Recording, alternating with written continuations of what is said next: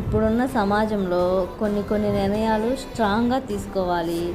మనకి జీవితంలో ఇలాంటి సిచ్యువేషన్లు ఖచ్చితంగా ఎదురవుతాయి. అవే ఇవి.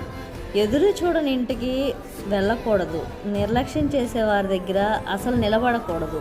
మర్యాద లేని చోట మాట్లాడకూడదు. ప్రేమ లేని చోట అసలు ఆశపడకూడదు. చెప్పుడు మాటలు విని నిందించే వారితో వాదించకూడదు. ఐశ్వర్యంతో అహంకారంతో అలుసుగా మాట్లాడేవారు ఆమడ దూరంలో ఉండాలి. ఎవరిని నిందించకూడదు, తప్పు పట్టకూడదు. ఎవరి కర్మ వారదని వదిలేయాలి.